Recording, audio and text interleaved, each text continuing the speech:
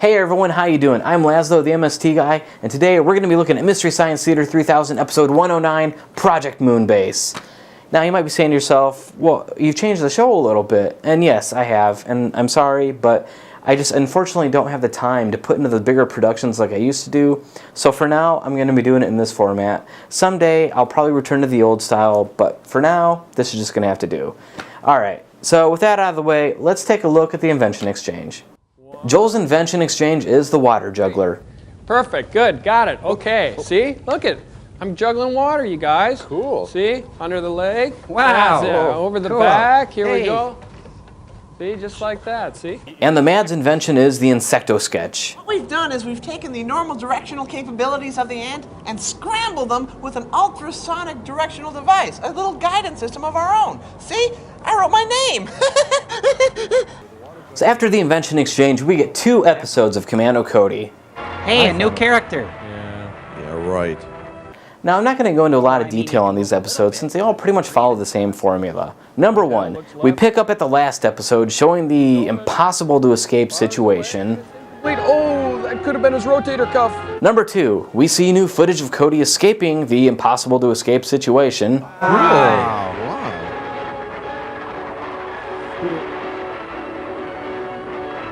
Number 3, he heads back to his headquarters. The Institute for people who almost die every week. I got the flying suit under control just before I crashed, but I'd lost my gun.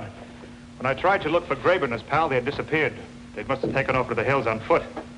So where are we now? Oh, think about it, lady. You're in the lab. Number 4, the bad guys are at their headquarters. Route, calling ready. Bill, pick up line 1, please. Number 5, dialogue. We have the new ray gun ready to mount in a well-camouflaged truck, Your Excellency, and are prepared to renew our campaign. And our contracts. Number 6, the bad guys think up a new plot.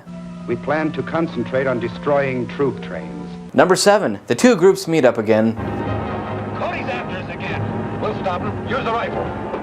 And number 8, Cody, or someone else, is put into another yet impossible to escape situation, and that's the cliffhanger. Well, that's the end. Next week, a new character for sure. There's no way you could get a guy out of that.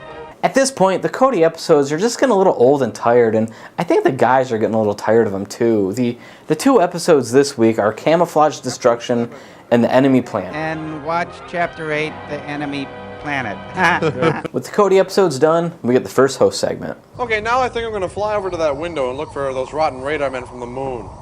Are you done yet? No, I'm not done yet. Okay, let's do a flyby of that nudist colony. Swing it into high, Teddy. I feel the need for speed. Come on, Servo. Who? I mean, Commando, Servo. I think Krog wants to talk to us. You're a good little helper, Ted. Let's go. Come on.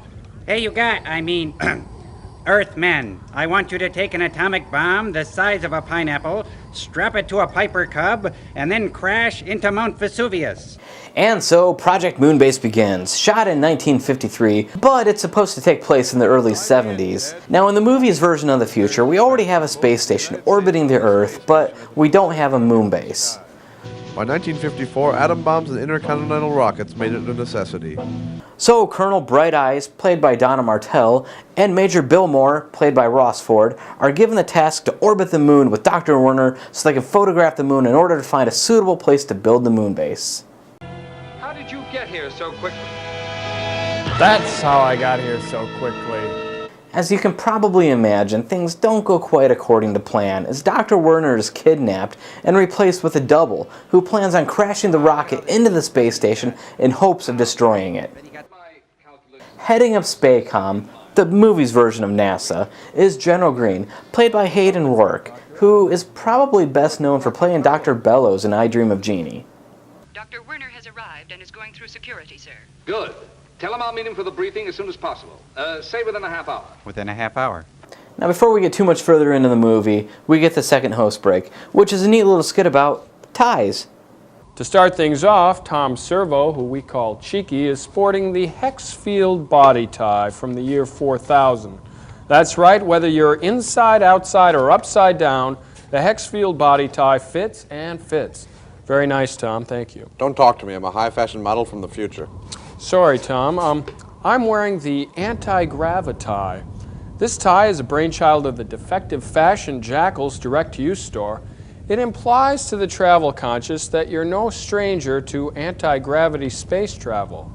Pop-up sleeves are optional. Crow, from the planet Ulio Kuryakin, rages on into the year 9000 with a tie that acknowledges men will always dribble. It senses the soup on your lips, reaches up and dabs the soup away.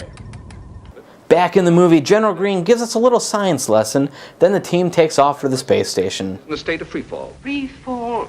Could you explain that a little more? Of course. When we speak of free fall, we simply mean that the station and everything in it are moving around the Earth at a speed which is great enough so that it cannot fall toward the Earth. And they dock with the station. Welcome to Whammo World. Get a quick briefing. Colonel Bright Eyes will pilot. Major Moore, co-pilot. Dr. Werner will do the photographic and scientific work as you pass around the back face of the moon. I think we should attempt a landing, sir. Shut up. One step at a time, Colonel. Then head to their little ship that they're going to use to photograph the moon. Oh my God! Of course, the crew figures out that Dr. Werner is an imposter. They get into a big fight and they crash on the moon. Whoa. The only word to describe the next host segment is Spakin. It's new. It's improved. It's Spakin, as seen in the movie Project Moonbase. Yes, Spakin, the miracle home product you thought you'd never need. Part wood, part industrial resin, part pasteurized processed cheese food product. That valuable china cracked? No problem. Just a dab of Spakin will do the trick. Try Spakin on an onion roll for a real lunchtime treat. Takes care of rust on that old jalopy, and ladies will just love how Spakin removes those nagging liver spots and planters. Alright, back to the movie. So, the imposter dies while he and Major Moore are out setting up a satellite relay, but Major Moore makes it back to the ship. It's a G.I. Joe action set. Comes with Moon Man, Space Pod, and detachable retinas.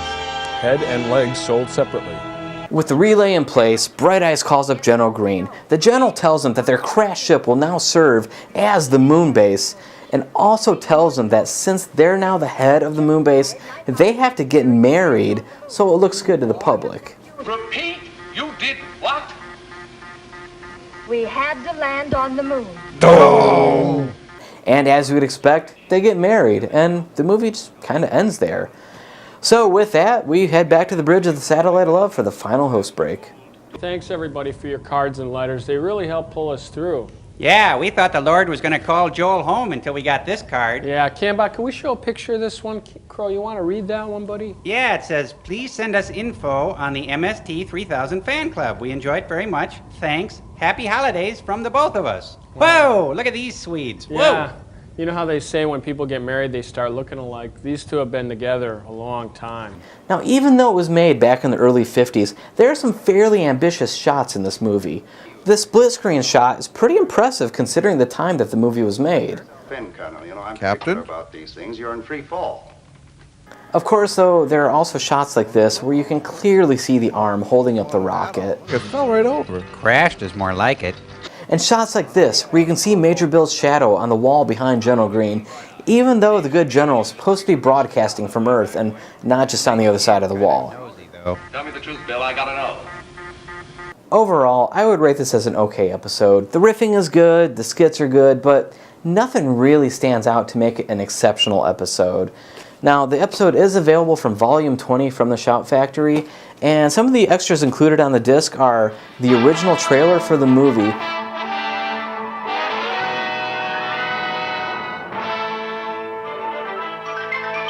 and a great interview with MST Director of Photography, Jeff Stonehouse.